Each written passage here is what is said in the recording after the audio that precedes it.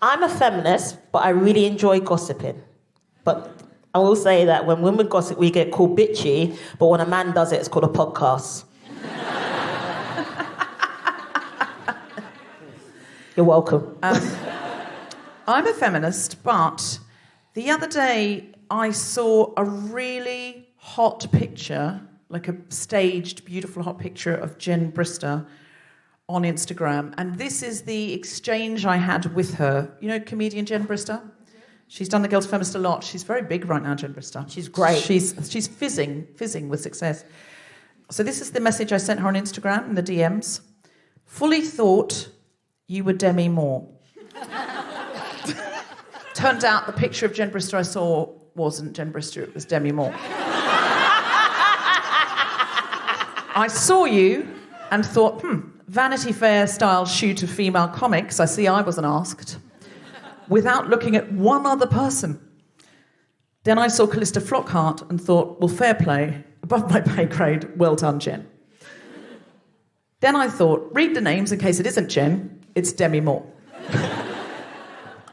That was my first thought, though. My first thought was, well, I wasn't asked. Isn't that terrible? What a terrible, terrible thing to not celebrate Jen Brister. But in my mind, do you know what, though? I did think, well done, Jen. Why wasn't I asked in one full sentence? Okay, fine. Do you know what I mean? It's I didn't want to take it away from Jen. I wanted to be added in. Which way was it, though? Was it, damn, but well done? Well, it was Jen's looking hot. So the first thing was, oh, okay.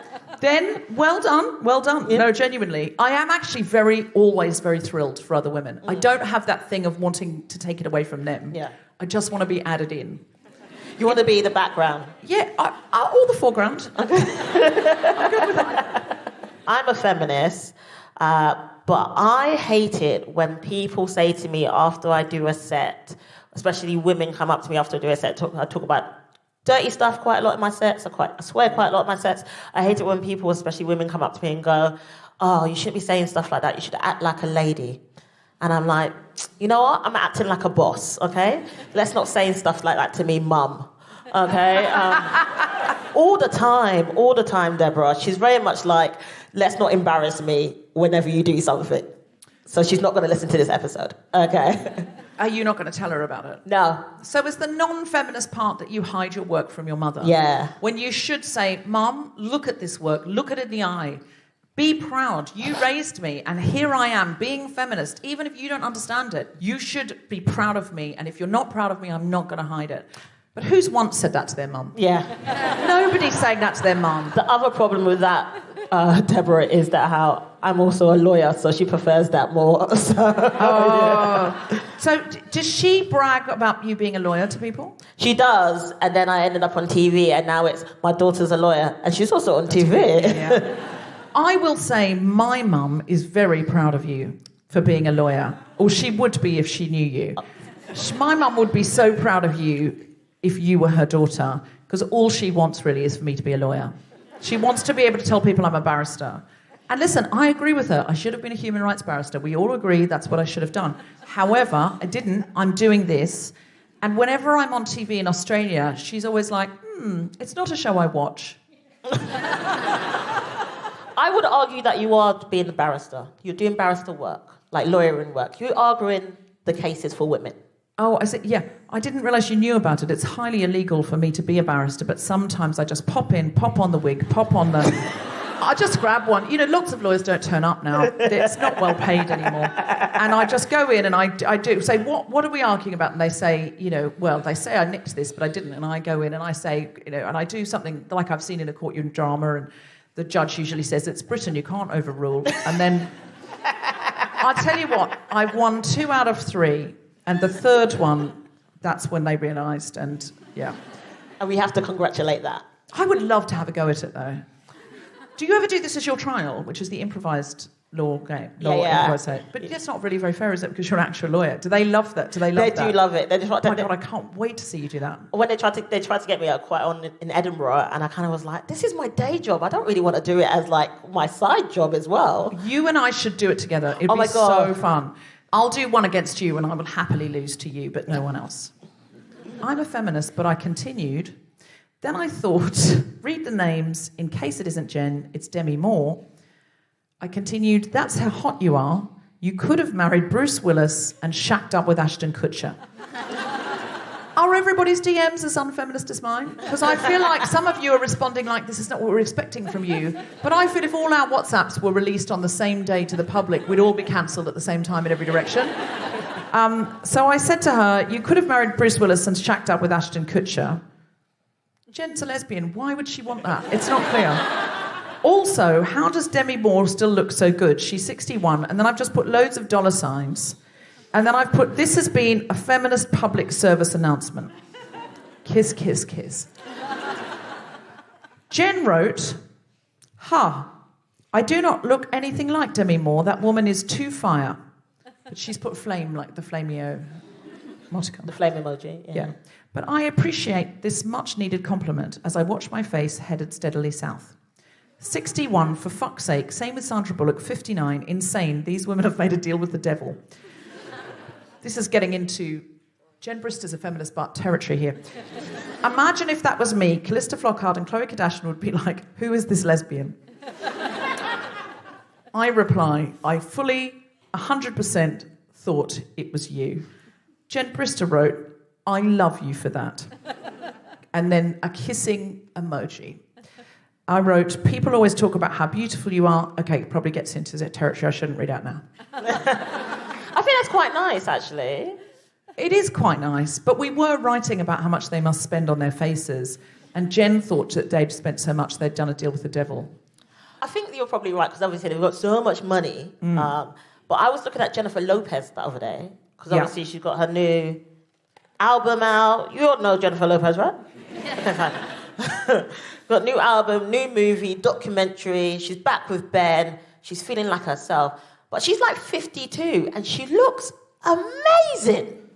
There's no one else shocked about this. She looks amazing, and I'm so jealous. But I also was like, is it because you're Latin, or is it because you've had money and got work done? I think it's a combination of genes and cash. The thing is, if you could afford to have someone come to your house in the morning, wake you up, do yoga with you, then someone else comes and does personal training, and your personal chef brings you some macrobiotically balanced breakfast. If your job is that, and you can spend 75 grand a year on a personal chef, and also you can have every, one of those things where they poke and prod your face without actually, cutting it open. Of course you're going to look like that. Also, if you've got J-Lo genes. Yeah.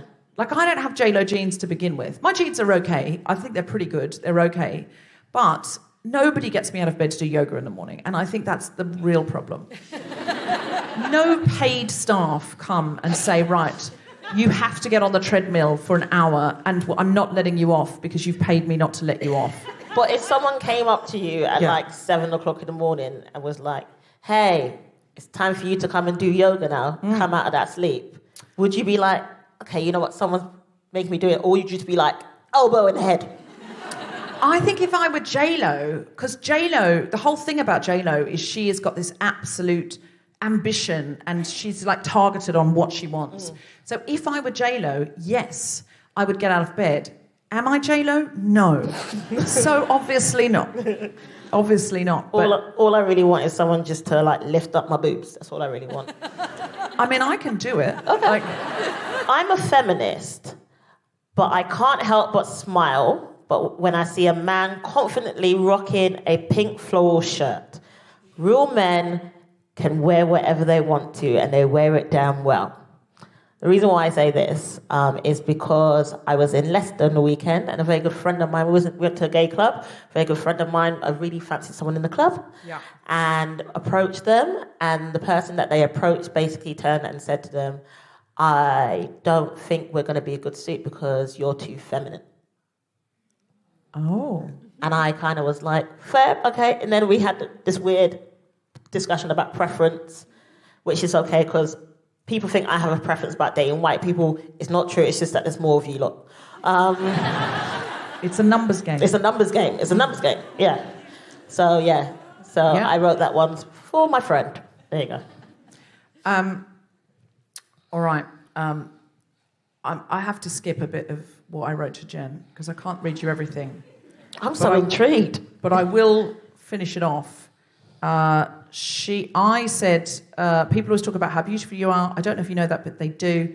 She said, like most women our age, I cannot take a compliment. I answered, try me. I'll take whatever I can get at this point. She wrote, you are an hilarious, inspirational, intellectual, cerebral, kind, empathetic, beautiful, towering tour de force. I replied, but am I fuckable? She wrote, yes, of course you are, but you're also not necessarily the most approachable woman. I think you intimidate without realising. I wrote, too tall and operating on a high-frequency energy. Well, to be honest, I'm more into making things than shagging people right now. It's more exciting. She wrote, I've forgotten what shagging is. I think making stuff sounds great. And I essentially wrote, it's the same impulse, you can be titillated by a breakthrough in a writer's room. She didn't write back. At that point, now maybe she just got distracted, or maybe she was so aroused by the idea of the writer's room, it's not clear, or maybe she thought, okay, we're not on the same wavelength at all if you can get sexually excited by writer's room. I'm not sexually excited by writer's room, just to be clear, Sikisa. Whatever turns you on, babe, whatever turns you on. No, it's not. No, it's more the sort of, do you know what I mean? Like, you know, that kind of like, we're making it the story. You know, you have a story breakthrough. It's a similar impulse to being titillated for me. It's not, I'm not sexually titillated, but there's a similar tingling that goes on. Do you see what I mean? Does anyone else get this for the creative work? Does anyone else get a similar... Am I the only person in the world who finds making stuff a bit horny? No. It's not actual sexual arousal, but it's more like it's the same, like, heart racing... Some people are nodding, but cowardly... Too cowardly to say yes. I do. Yes, thank you. I think when people applaud in a comedy setting,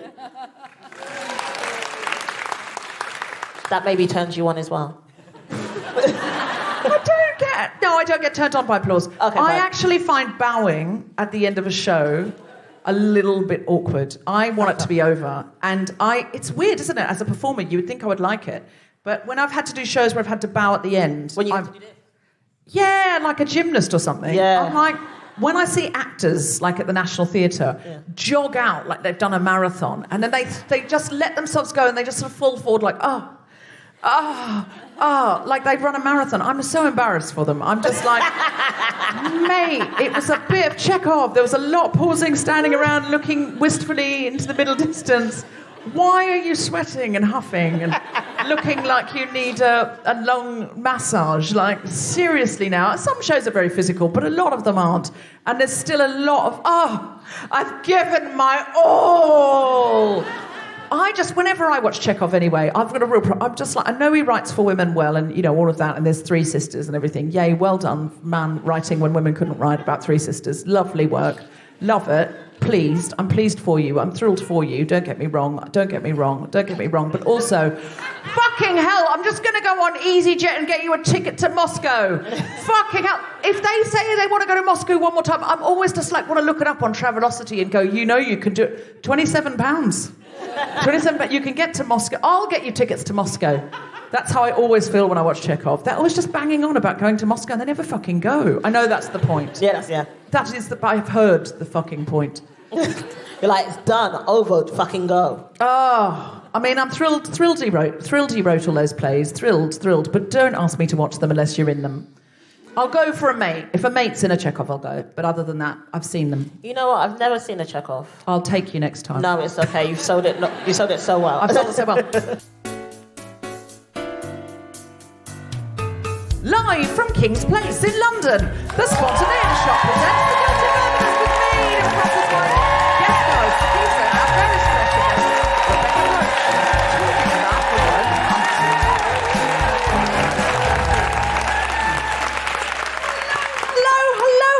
Hello. Thank you so much for coming out on a Monday night for feminism. That's right, you're kicking the week off right by kicking the patriarchy where it hurts.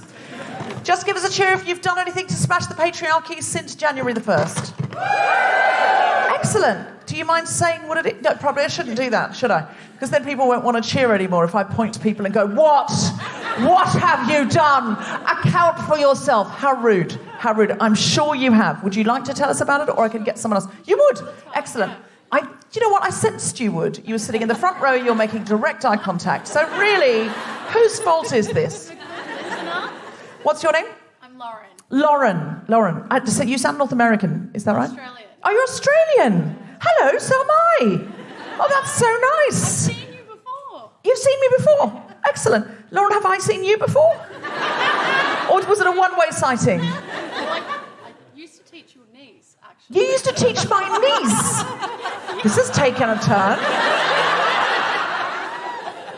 Wow. Hold on a minute. Did you teach my niece deliberately? Did you find her in a crowd and say, I'd like to teach you some things so you could get to me? Or is this a total coincidence? It was a pure coincidence. Pure coincidence. I was telling them, the young women of the future, that I was going to see someone talking about feminism. Yes. And she came up to me after class and she said, I think that's my aunt. That is so bizarre, because I do not have any nieces in Brisbane. Some girl in Brisbane is telling people. Can you tell me...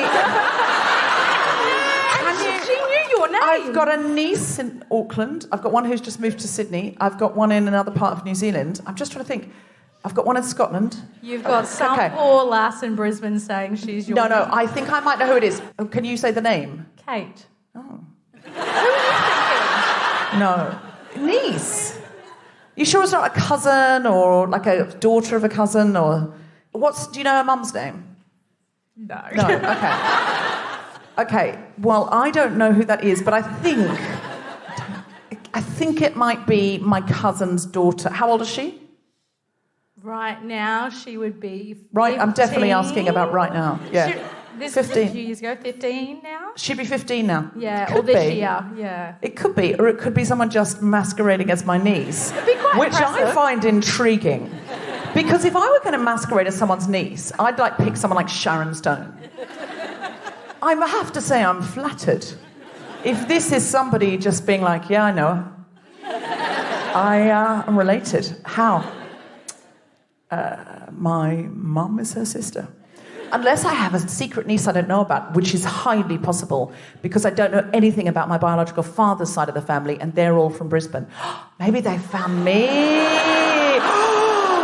This is so exciting. Hold on. Exactly what did she look like? I'm going to need every... Do you know what? Because I've just been thinking I've got to do 23andMe, which you're not meant to do because they get all your data. But to be honest, they've got all your data anyway. They know where my phone is. So fuck it. Because I want to find that side of the family. And the thing is... I may have found them. Oh, my God, Lauren, that'd be so exciting. I want to do 23andMe. But in Australia, I think more people do the Ancestry.com gene one, don't they? So I think I have to do both of those and then roll the dice. The reason it's so exciting on the other side, because many of you will know I found my biological mother 10 years ago. But the reason it's so exciting on the other side is she didn't tell him she was pregnant. So can you imagine his married face when I knock on the door and go, hello, I've brought a paternity test. I don't want to assume your gender, but are you a man and are you laughing out of fear? Because it sounded like a really scared laugh. Yeah, maybe, yeah. Are you one of those men when people say, have you got any children? And you go, not that I know of. Because I am the punchline of that joke. Here I am, not that I know of. Wow. So this is a few years ago, so she would have been 12. Yeah, 12, 13. Wow. And did she seem pleased to be related to me at least? She was very excited. Oh, that's so sweet. Well, whether or not she's related to me, I am thrilled by this entire interaction. And you are a hard-working teacher. Yes. You are a teacher. Yes. Yes, excellent. Do you teach now in the UK? I do. And have you brought any of your students to see The Guilty Feminist here? No, I haven't. Why? I'm so sorry. How old are they?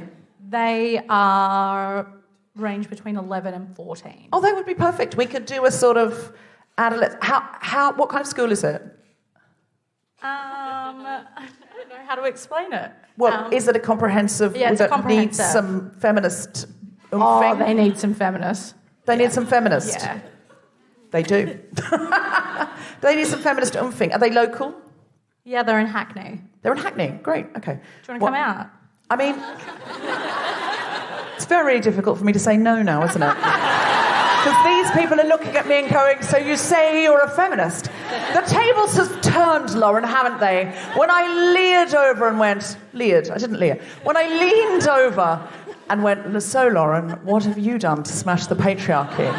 Lauren is now looking me dead in the eye in front of a large crowd that could so quickly turn into a baying mob. And it's a Monday night, it's London, they've had a few drinks. And saying, so, do you want to come to Hackney and talk to some children that get no feminism from the government? I would love to. I'd love to. Do you find it increasingly underfunded? You know, teaching in the UK in a comprehensive school? Absolutely. Is there anything else you need then in that case that we could get from here? Because these people are, you know, eager, feminist, engaged. They all almost judged me for a second for thinking about not going to Hackney. So now it's going to be really difficult for them to say no to you. So this is your moment. It is an academy, so we're not as underfunded as other schools. So funnel your money into other comprehensives that aren't academies. Okay, so they're applauding that. They're applauding that. So academies are where, is it when the parents pay? No, it's not like a private school, but it's like has decided he wants his name on a school. Oh, like the old Victorian patronising model. The patron of the school is. Yeah, very much so. A rich man. I remember when it happened, Blair started this, didn't he? Where he said local people could all chip in for a school because why would the government want to bother? Education, education, education. I remember that. It was a very odd move on his part. But he did make some odd moves over the years, didn't he? To say the least. Some of those odd moves, some of the more odd moves were war crimes. But anyway, let's not dwell on that. Let's not dwell entirely on that, Lauren. Did you come and see the show in Brisbane? Yes, I did. Oh, that's just wonderful news. And thank you so much for finding me again here. That's really lovely. I say finding me like I'm on the Witness Relocation Programme. I do a series of public events and shows. So thank you so much. Lauren, can you tell us the most feminist thing about teaching before you sit down? Well, I teach about gender and sexuality to 14-year-olds who don't want to be in the room. Well done. Do you teach boys as well? Yes, I do. Oh, this is important. Okay, so can I teach the boys as well if I come and give? Please. You looked really quite desperate there. It was shocking. I've never taught boys before, so it was very shocking their understanding of feminism, but also toxic masculinity. They think male gender stereotypes are really good for them. So that was really sad. Well, do you mean like the Andrew Tate types? Yes, yeah. He's their idol. Interestingly, I went and taught boys in a comprehensive school. I mean, to teach. I just sort of had a discussion circle some years ago on this podcast. Everything has changed since then. They were really open to it. They had a really pretty good understanding of what feminism was. They were actually really, really lovely. But I don't know if you saw it, but there's a recent study, and I've agreed to talk to the academic about it because I'm writing a book and I wanted to talk to her about it. There's a bunch of academics working on it. This Generation Z, is dividing. This is the first generation in history where the generation hasn't gone forward as one. So generations have been, in the main, getting more progressive, as unsurprisingly, over the years. So people are more progressive generally in their views than their grandparents. This is the first generation that's not moving like a generation. The girls are going left and getting more progressive quite dramatically. And the boys, as a trend, and this is, of course, not all girls and not all boys, and there are non-binary kids as well, so, just taking this into account as a trend, this is a trend, the boys are getting more right-wing and they're getting radicalised. If you haven't listened to this podcast called Rabbit Holes, it's a New York Times podcast, it's really, really interesting about how people get radicalised on the internet. But it's the first generation now, where boys are less progressive on many things, like feminism and immigration, than their grandfathers. Yeah, it's quite scary. So we need to do something about it. And it's not about, it's just about what you find for yourself on the internet. And it's a lot of boys are being radicalised through, they start with self-help videos, and the algorithm quickly takes them further and further right. But interestingly, if you go looking for right-wing stuff, it shifts you far right or alt-right very quickly. If you go looking for left-wing stuff, not so. This is what all the latest research and studies are saying. I'm reading a lot of this stuff at the moment because I'm writing a book, and it's really, really interesting. So on that basis, even more so, I'll come to Hackney. A big round of applause for Lauren, everybody!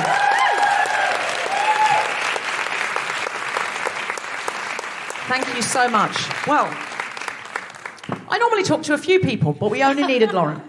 Are we ready to start the show? Give us a cheer if you listen to The Guilty Feminist at home. Give us a cheer if you don't know what you're at. Okay, notice how those cheers are less empowered. Less feminist, if you will. It's a podcast, and if you don't know what a podcast is, it's radio that nobody stops you making, and that's why women do it so often. It's a recording. If you do a laugh, you'll be able to hear it when you listen to it later. Wherever you get your podcasts, and don't forget to rate, review, and subscribe, because it helps more people rate, review, and subscribe or something. That's really all you need to know. It's a funny podcast about feminism, and I will tell you what our lineup is tonight after we have brought on my co-pilot for this evening. She's an absolutely brilliant and hysterical comedian. She's all over the telly. Put your hands together and make extraordinary woohooing noises for the wonderful Sikisa!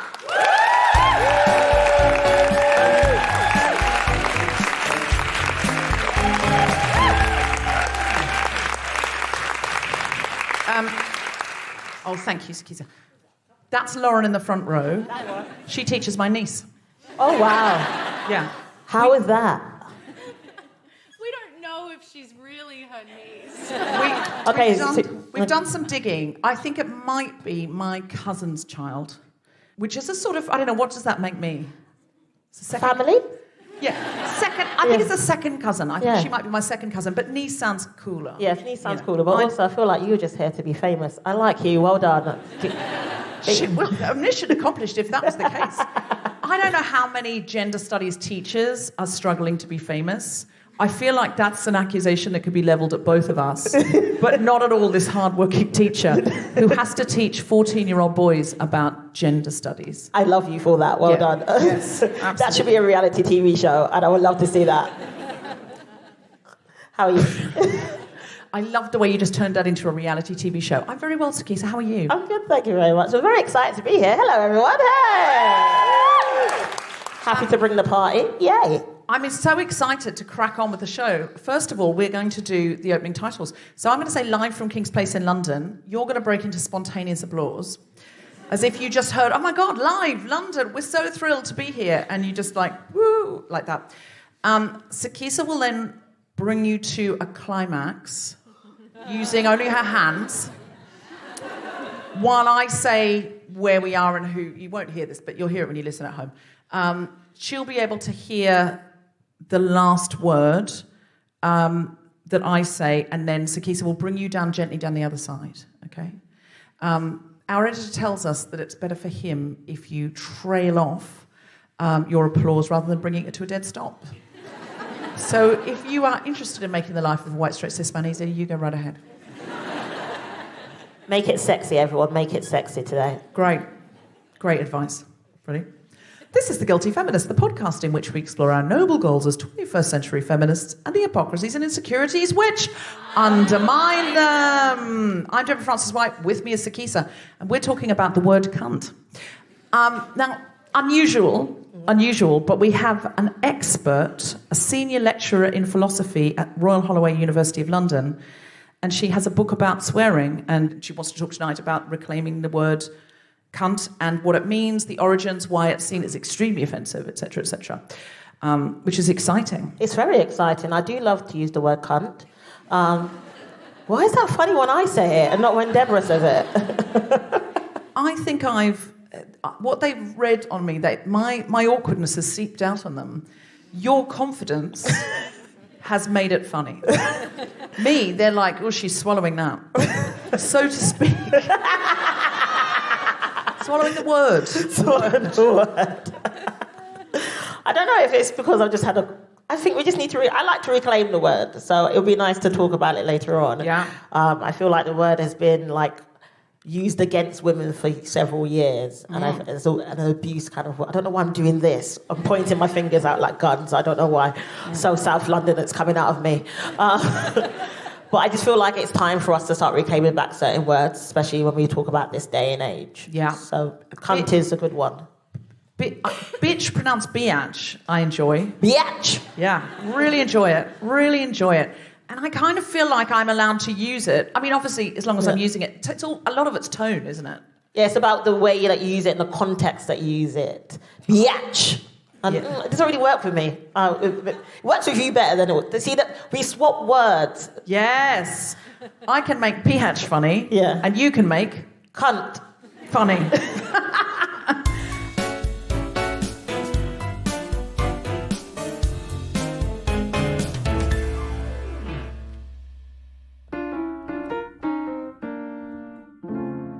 Hello, it's Abigail Shaman, sometimes co-host of Guilty Feminists and winner of Pointless Celebrities, but who's counting? I have some amazing news for you. Global Pillage is coming back, baby. We will be performing Thursday, May 9th and Monday, June 17th, 7:30 p.m. at King's Place. I am the new host, and we have an amazing panel for you. But what we need is you. We need you, the hive mind, to come to the show. So you can get tickets at kingsplace.co.uk. Remember, the shows are May 9th, June 17th, 7:30 p.m. at King's Place. I'll see you there.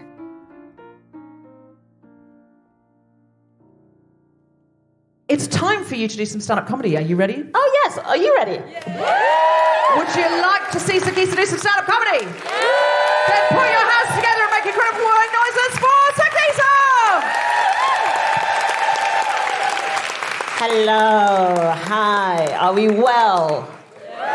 Sexy. I did mention at the start of that I really enjoy gossiping. That's why I want to be a bit more honest in 2024. I would tell people nowadays that I really enjoy gossiping. It's one of my favourite things to do. This is why history was my favourite lesson in school, because it was full of gossip. For example, Henry VIII changed Christianity as we know it, but the reasons why, ooh! Because you wanted to cheat on your wife, ooh! Because he divorced two, he beheaded two. The one actually was in love with died during childbirth, and he was survived by one. He's the Ian Bill of history, and I fucking love that. But I am one of those people that has text messages on her phone from friends from 3 weeks ago being like, hey, Sikisa, are you okay? And I've just not responded. But as soon as someone messages me, guess what? I'm fucking calling you from the toilet, yeah?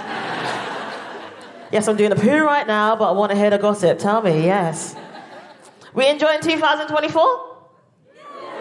Okay, most people are not. Okay, cool. I've enjoyed it so far because it's been better than it has been at the start of 2023. 2023 was very interesting for me. It had lots of ups and downs, mostly downs, but it got interesting for me at the beginning of the year because I got diagnosed as being dyslexic. That's interesting for me because I'm halfway through my life. I'm not going to tell you how old I am, but I'm halfway through my life. And to be diagnosed as dyslexic halfway through your life is probably the most useless information I have ever had. What am I going to do with this information? I can't get a free laptop now. I can't get more time. Like, what the fuck, yeah?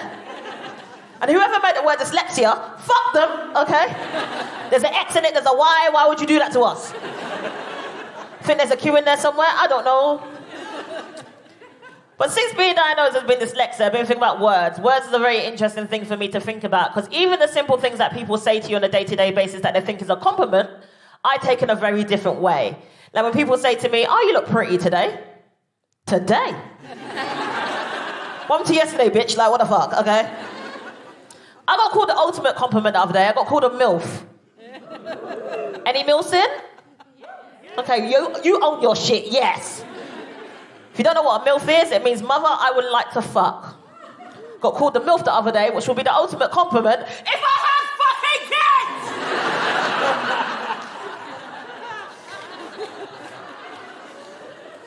And I literally shout at the man, I don't have any kids. The man was like, you look like you've got kids. What does that mean?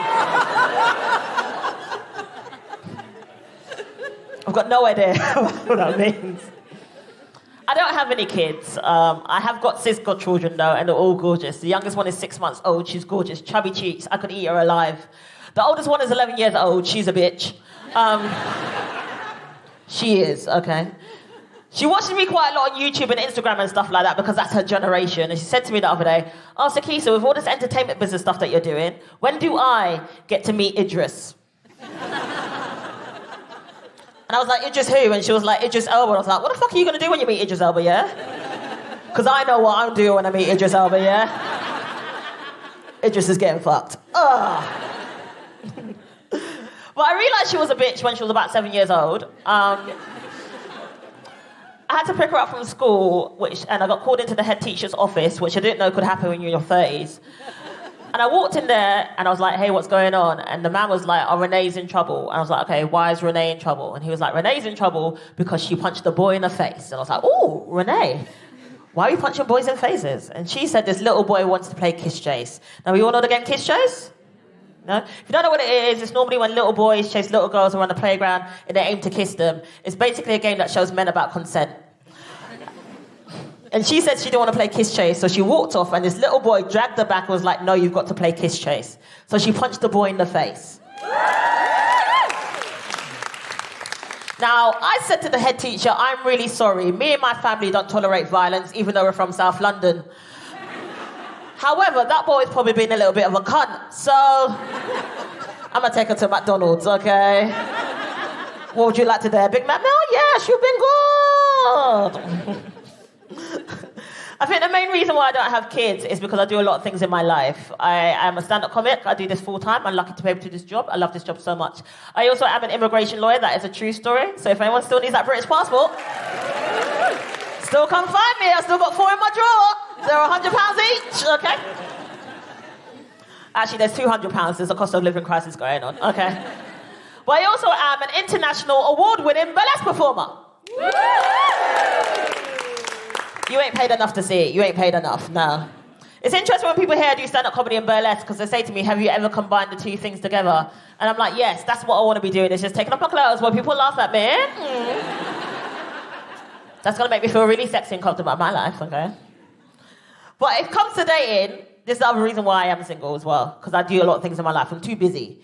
But being single in this day and age is really hard. Everything's on the dating apps, and I hate the dating apps. The dating apps for me, since being diagnosed with dyslexia, are more like a creative writing course. Because you're going to be so many things on the dating apps. You're going to be sexy, you're going to be funny, you're going to be smart, you're going to be white, you're going to be so many things on the dating apps. I slipped that in. Hey. But I'll tell you what, it's not even like I'm very picky with who I date. I'm very open with who I date. Like, I dated this guy once who was really, really posh. I say really, really posh. I met him in Camden in London, like really, really posh. Like, I said to him one day, yo, blood, and he was like, where? That's how posh he was. But the first time we had sex, his personality completely changed. It was 5 o'clock in the morning. He was coming through the door with a bucket of chicken, baggy trousers on, fitted cap on. I was like, where are you coming from?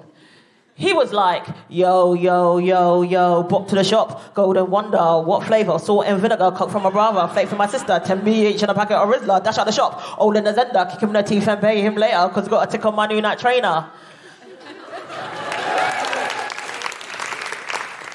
I was like, I'm not dating white people anymore. No. Stand up, done! Yay! Thank you. Sikisa, everybody!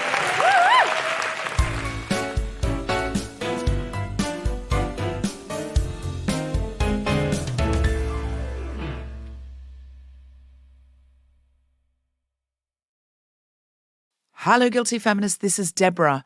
Our tour Down Under begins, and we can announce our amazing co-hosts for these shows. On the 11th of May in Auckland, the 14th of May in Wellington, and the 15th of May in Christchurch, I'm going to be co-hosting for the first time with the incredible stand-up comedian from Aotearoa, Michelle Accord. I know she's huge in New Zealand and a massive feminist, and I'm very, very excited. We tried to work with her before, and her daughter very inconveniently gave birth that night. So I can't think of a more feminist reason not to come. So we're very, very excited. Then we'll be in Adelaide on the 18th of May with Geraldine Hickey. After that, we're coming to you, Perth, on the 20th of May with Claire Hooper. Then we'll be in Sydney on the 23rd of May with Geraldine Hickey. And then we'll be in Melbourne on the 25th of May. I am not allowed to say who the co-host is, but she is a big Australian favourite and she's amazing. I am not allowed to announce her yet because she's so famous and fabulous. And the guest is a A-list Australian star. Again, we're just getting permission to announce her. So I would recommend, if you're in Melbourne especially, our tickets are going fast everywhere, but I would recommend if you're in Melbourne especially, you get your tickets now before the announcement is made, because you are going to want to see these people. And we also have some incredible activist voices and other special stuff going on. The last 2 dates are in Brisbane on the 27th of May with the wonderful Alice Fraser, and in Canberra on 28th of May we end the tour with Kirsty Wiebeck. Grace Petrie's coming out and she's doing all the dates with me. We're also going to have poets, activists, incredible guests. It's going to be, do you remember how buzzy the tour was last time and everyone was hysterical at the end? It's going to be like that again, so do not miss out. Get tickets now at guiltyfeminist.com and click on live shows. You can also get an ad-free version of the podcast from Patreon, Apple Podcasts or Acast Plus from as little as £2.50 a month. And that really helps to support the podcast and pay all the wonderful people who support me in bringing you The Guilty Feminist every week.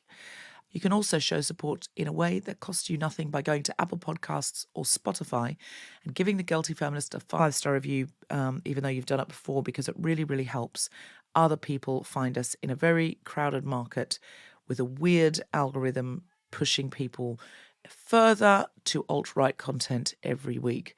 And so we'd really, really love it if you'd tell people about it, share it online. And now back to the podcast. Our guest today is Senior Lecturer in Philosophy at Royal Holloway, University of London. Her podcast, The Academic Imperfectionist, draws on philosophy to deal with things like self-doubt and procrastination. And her latest book, For Fuck's Sake, Why Swearing is Shocking, Rude and Fun, that's the full title, is out now. Please welcome to the stage the incredible Rebecca Roache.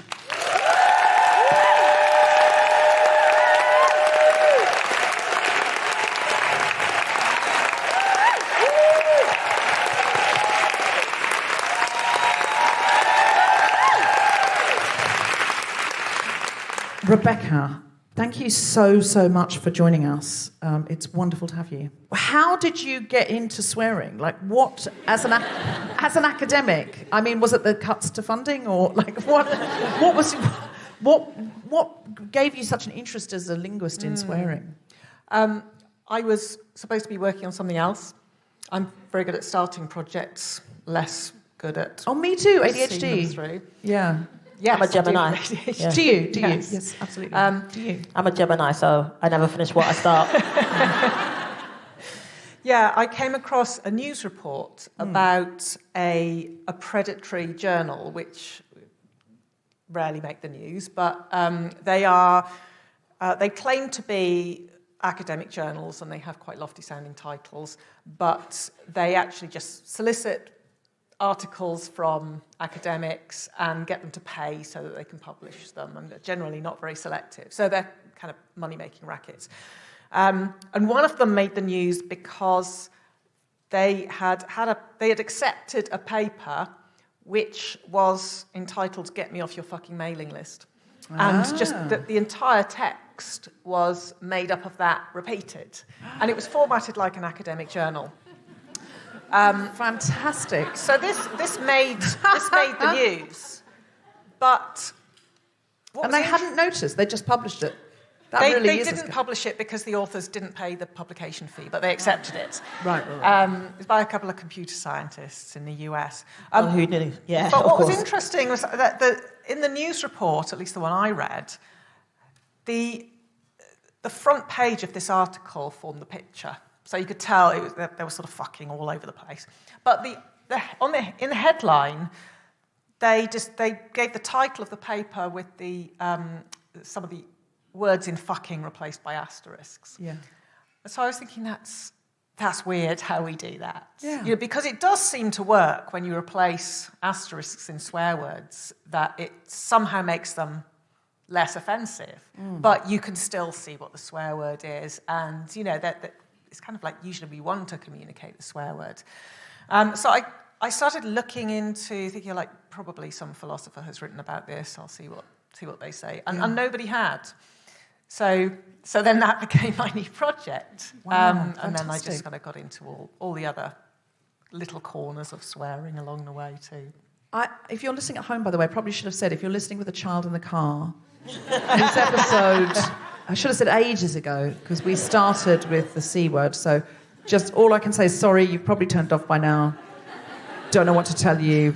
But why is it that what's the reason that any words are taboo in any language? Like if we just philosophically look at it, what is the point of taboo words? And why do we take a word like for a sexual body part or the act of sex or something like that?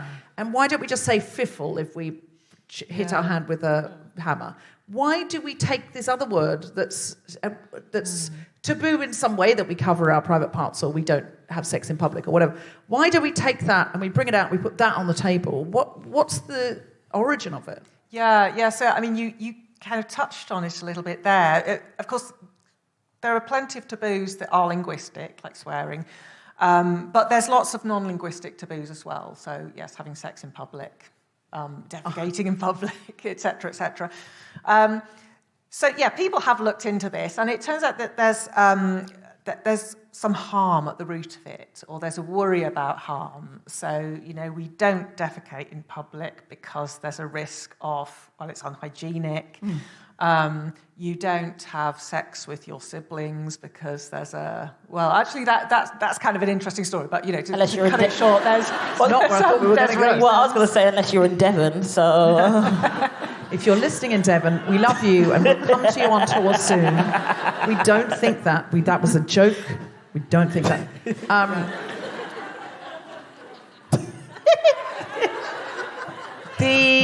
So here's an interesting thing, is we could say, oh my God, I'm going to kill you if you do that again. If someone like taps you on the shoulder and surprises you, don't, oh my God, I nearly died, I'm going to kill you. Right? That's, to me, death and killing are the worst taboos. You could say, what was it like in the symposium this afternoon? Oh my God, it was murder. It was a nightmare. It was torture. Death by PowerPoint. Do you see what I mean? Like, why are words like death and torture not taboo and killing not taboo? But we say, oh, he was, it's a bit of jolly British slang. It was so fun, it was killing. Like, why are those words not taboo? But fucking, which is, let's be honest, where we've all come from. Yeah. Or nearly all of us, until we just, came up with IVF. Yeah. We've all come from fucking. We all came from sperm and fucking. And it's, I think, I don't know how you answering the question is, not for me, I'm not going to answer the question, but I just wanted to say, in terms of, on top of that, do you think that swearing is a bit like guilty pleasure for some people? Where it's like the Rick Astley song, Never Gonna Give You Up? Is it like kind of that, we love to say it, but at the same time we know it's wrong, a bit risque? Yeah, well, I mean, the fact that we know it's wrong is what gives it its appeal, right? That it's the breaking of taboo. So, kids, like, we don't, as parents, tend to teach them. We don't school them in swear words. If anything, we might kind of try to protect them from swear words. But, obviously they're going to kind of learn it in the end. Yeah, children pretend they don't swear in front of their parents, and parents pretend they don't swear in front of their children, and everybody's happy. And that's interesting, even though your parents probably do swear sometimes, and they know the children probably do swear sometimes, and just don't swear in front of me. Where's it all come from, and why? Do you know why it's okay to say, oh, I nearly died, but it's not okay as a sort of linguistic metaphor? But it's not okay to say, oh my God, I was totally fucked. Like in front of your gran. Why? Well, I think so this has to do, I think, not so much with the words you're using, but with what you're trying to convey with the words we use. So if you swear in front of your gran, I mean, I'm assuming you don't. That's why you used that example. She's dead now. But if I never would have, when she was with us. So being with your gran, that was a context where swearing was inappropriate. Yeah, some people do, because some people have sweary families. But So a lot of different rules apply. A lot of people who are quite sweary wouldn't swear in front of their gran. So let's take that. I'm quite sweary now, but I wouldn't swear in front of my gran. Right. Well, I guess if she came back from the dead, I might say fuck me or something like that. But taking you say that involuntarily. You say that. My mum's favourite word is cunt. Is it? My mum's favourite word. Does she say it in front of you? She says it in front of me all the time. That's her favourite word is cunt. I mean, I would love to have that kind of relationship with a parent, but never will. But nearly all of us, not all of us, but nearly all of us came out of one. Yeah, exactly. Didn't we? Most of us. Yeah. We came from fucking and the cunt. That's right. So why to say, if you say, oh, even if you're not talking about a person, if you're talking about a person, it can be very hostile. But if you're talking about the flat tyre, if I have a flat tyre, I would very likely say, you fucking cunt to my flat tyre. Well, I think that it gets a bit complex there because, if you've got a flat tyre, then that's going to be a situation in which you're annoyed. And I think, so people tend to be more tolerant of swearing in that sort of situation, swearing out of exasperation. But if it's a sort of cool, calm, collected fuck in a polite context, like at a funeral or something like that, then it's, we all know that that's an inappropriate context. And so in that context, if you choose to swear, it's not merely that you're uttering a word that nobody really wants you to say in that context. You're kind of indicating your disrespect for the people around you by, I know that that this word is going to shock you, but I'm saying it anyway, which is not something we get when we say something like, God, that meeting was torture, or whatever. But what I'm trying to get to is, why not? Why have we decided that torture is not a taboo, but, a perfectly normal part of the human body, which half the population has and most of us came out of, isn't? Yeah. Why? Yeah. Like, where has that come from? Do you know? Yeah, well, I think there's a bit of randomness in it. Just some words that you would expect to be more shocking on paper aren't. I mean, this is an argument that the film director Ken Loach has made, because he's sort of, every time he makes a film, he's like in battle with the BBFC because they want to censor it because of the language. And he's made this point before. He was arguing over whether one of his films he wanted the film to get a 15 certificate, and the BBFC said it had too many cunts, said it had to have an 18. And his argument was, you got 15 certificates on films with violence and, blood and guts, and this is just a word. So there is, there is some puzzling aspect of it, but I think it's to do with that conveying of disrespect. I mean, do you think it's misogynistic? Because if you say someone's a dick, that's mild. If you say someone's a cunt, that's very heavy. And in America, you can't really say that at all. It's usually reserved for women, and people don't like hearing that word at all. When Americans hear cunt, they're very much like, absolutely. Whereas it's an interesting linguistic thing in Scotland. Oh, they love it. If you call someone... If a random stranger in a pub calls you a cunt, they're being chummy. Yeah. But if they call you pal, they're going to fight you. Yeah. Yeah. I found out the hard way in Edinburgh. It's Southern England has a big issue with cunt. I mean, there's the explanation for why cunt is much more offensive and shocking than cock. It's hard to think of any explanation it doesn't involve misogyny. The idea that women's bodies are regarded with more distaste than men's bodies. So, I think this makes it difficult. And you find feminists often fall into two camps. There's some people who think, like, this word is it's so oppressive, it's so powerful and misogynistic that nobody should ever use it, which then kind of risks making a taboo even stronger, because that's how swear words work. And on the other hand, you get people saying, well, let's reclaim it. Let's just use it as often as we can, break down the taboo, people will care less about it, and it will kind of be on a par with cock, where you get, because I feel like, for example, the word bitch, originally, like in the 90s, I hardly ever heard it on TV, whereas nowadays, you hear it quite a lot. I think I've even heard it before the Watershed, maybe once on Channel 4, OVS, but... It's more to do with, like, becoming normal and stuff like that, whereas I feel like the word cunt is still something that you don't really hear on normal TV. I don't think anyone else agrees with me with that. Oh, yeah. You definitely... You'd probably... In fact, they use the word bitch in Friends. Yeah. But obviously they would never use the C word in Friends. I don't know why I'm suddenly being coy about it. But you can imagine, Rachel saying, she's such a bitch, but you can't imagine Chandler saying... Oh, you're such a cunt. Yeah. It's just not a thing that would ever happen. And what's your view on this? You've written a book about it. What insights have you got about whether or not we should reclaim it, or the argument for reclaiming it?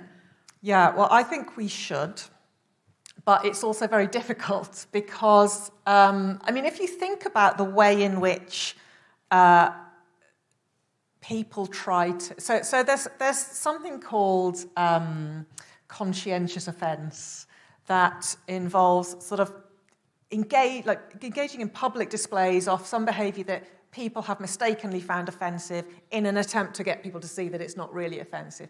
So examples might be, if somebody gets if a mother gets harassed for breastfeeding, there might be like a nurse-in where a load of mothers get together and breastfeed in public. And you see similar things with like gay kissing protests. So the idea there is we're doing this thing in public and it's not offensive, and we hope that by putting on this act, you're going to rethink your attitude to it. But if you do that with cunt, it's trickier because things like kissing and breastfeeding are just not behaviours that people tend to engage in order to upset people, whereas cunt is. So I think it's kind of difficult that if you. Yeah, you don't want to have a cunt protest. Like, we're just all out there shouting the C word. Yeah, or, if you just throw it into conversation, like thinking, okay, I'm just going to use this in front of my boss just to try and break down the taboo. I mean, someone would get fired. No, he's not necessarily going to... he or she. Yeah. That's, I'm not a feminist, but I just said he for boss. But yeah, I mean, you can sort of try to break down the taboo around cunt by using it as often as you can, but the people you're talking to might not understand what you're doing. So there's you that have sort to of definitely complicating factor. unpack it, I think. Yeah. Do you think it's to do as well with the environment that people are in? Like, we talk about different countries. When we're talking about America, they don't really appreciate it. Do you think in terms of the environment that people are in, do you think it's more offensive in certain places? Yeah, I mean, we've mentioned the US, where it's sort of almost like a slur against women, meaning that, if you use the term, then it's kind of like you're expressing contempt for women. It's that sort of word, whereas in the UK it's less like that, but it's a very offensive swear word. But, in Scotland, we've already mentioned, in Ireland, in Wales, Northern England, even Australia, it's much more of a benign, well, not quite benign term, but it's much less offensive than it is in Surrey. And I think that gives some... That speaks to Surrey more than cunt, though, doesn't it, really? Yeah. I mean, but the fact that it's not always and everywhere offensive gives some hope that, that it is possible to break down the taboo. I mean, it's interesting, you mentioned, Sikisa, about whether certain words are used before the watershed. Because you reminded me that I think I read in the BBC's guidelines about swearing that it's something like in kids' programmes, you're not allowed to swear unless there's a very good reason, which got me wondering what that good reason would be. I mean, get me on the BBC. I'll talk about my cousin all day, every day. What about words like that we have reclaimed, like the slut walk, which is about reclaiming the word slut, whore, reclaiming... I feel like those words in feminism, in fourth wave feminism, have become words where we go... Yeah, I embrace my inner slut or my outer slut, in fact. Right. And I was reading in your book that you say that the word whore was offensive when sex workers, and still in many parts of society, but in spaces where sex workers are respected, the word whore, which is an old word for sex worker that was a slur, is like, well, yeah, you can call me a whore because I don't think that doing sex work is degrading. Yeah. And so that it's shifted by what we respect and what we don't respect. Is that the same as if we respected vaginas more? We would be less frightened of them and they'd be less harsh a swear word? Yeah, it's a bit more abstract with cunt, isn't it? Because so with terms like whore and slut, you could get someone trying to use that as an insult, but then there's this sort of backdrop of, at least in sort of certain contexts, of like, do you really think you're going to insult me by implying that I have a lot of sex? That the insult doesn't really have legs. You better try something else. Whereas I think, calling someone a cunt, it's okay, there's a meaning to that word, but if you use it as an insult, you're not literally calling someone a vagina. It's just a way of saying, I don't respect you and I want you to know about it. Yeah, because those kind of words, especially if you're in the bedroom, I don't know why I'm using the bedroom, like I'm being prudish now, they will turn some people on and they will make them get to the point of climax quicker, but I feel like the word cunt is a bit more aggressive with it, and I'm trying to figure out how would I reclaim it, because I can't imagine calling Deborah a cunt. Thank you. I appreciate that. Is it so? Your thrust of why you want to talk about it. What are you hoping we do? Is it just about like rethinking it and examining it? and holding it up into the light and asking why it's such a taboo? Well, I think there's this whole network of feminist issues in swearing, I think. So, the offensiveness of the word cunt is one of them. There's, sort of attitudes around, swearing in front of women and children. The idea that sort of swearing is more shocking when women do it. I think these are all things that need to be challenged. And I think also it's not just a sort of interesting issue. It's a justice issue, I think, because in various parts of the world you can get you can get arrested sometimes for swearing or fined. In broadcasting you can get censored and so on. And I think often these decisions are made in quite a knee-jerk way. So it's not based on an analysis of, let's look at exactly why saying this in this context is offensive. It's, Ofcom going out, doing a survey, asking people, what do you find offensive?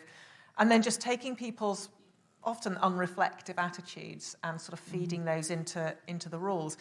And if those attitudes contain things like more shock at hearing a woman swear than hearing a man swear, then, I think it's a little bit more complicated than that. But, if you kind of bake in those biases, then you're going to end up with things like women paying a higher price for swearing than men. Interesting. Well, I very much recommend, I've really enjoyed reading your book. I very much recommend everybody read, for fuck's sake, Why Swearing is Shocking, Rude and Fun.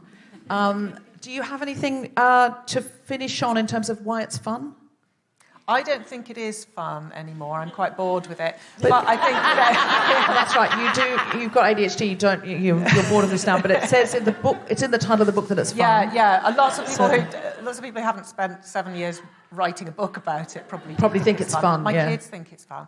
It must be quite hard to be a mum when you've written that book and then your child says something, you go, don't talk like that, please. And they say, but Mum, you're the author of, for fuck's sake, Why Swearing is Shocking, Rude and Fun. Well, my daughter told me, so my kids are 12 and 14, my daughter said that one of her teachers had said to her that, isn't your brother proud of his mum? He's always talking about her book. And I thought, well, no, he just gets a free pass to say fuck every time he says the title. So he's sort of constantly on about it. This is a way of getting your children to talk about you when you're not there in glowing terms. It's entirely engineered for that reason. Excellent. We should get you in the school. Yeah. Is there any chance one of your children is my niece? I'll ask them. Yeah, ask them. They might say yes. Well, listen, I learnt a lot from it. And interestingly about, appropriation, who can appropriate what, how we can throw a swear word out. And I think a lot of it is who's saying it and the tone. Tone is everything. Yeah. One of my godchildren's mums said to her children, you can say, we had a fucking brilliant day, and that doesn't hurt anybody, but you can say, are you wearing that? To another kid at school. Right. No, it's nice. And you can really hurt their feelings. Yeah. And you've said lots of nice words. So she said, just be aware, if you swear a lot, other children's parents don't like it and they might not invite you over. So, and she just said, I just thought I needed to tell them the truth, which is these words are harmless unless they're missiles. They're used as missiles. Yeah. But also, in the wider world, there are taboos. And you might not get invited out as much if you're very sweary, because that is the truth when you're a child. Yeah. But she said, I don't think there's anything wrong with it. But if some people do, there might be a social cost. Yeah. And I thought that's a really good way of just saying to your kid, well, there might be a social cost. So if you want to go around being like, mofo. Even that, though, motherfucker, that's awful, really, isn't it, when you think about it? It's quite American, though, isn't it? I'm not sure we haven't really got on board with that. I'll say it if I stub my toe. I can't get used to it. Even with, obviously, a lot of those kind of words are in rap songs and rap music. And I remember my cousin just saying at one Christmas, bitch, don't kill my vibe. And she was 4. And I was like... And I didn't know whether to laugh or cry. Now, she is definitely my niece. Yeah. It's time to wrap up this section. So can I have an enormous round of applause for our very special guest, Rebecca Roache. And Sikisa.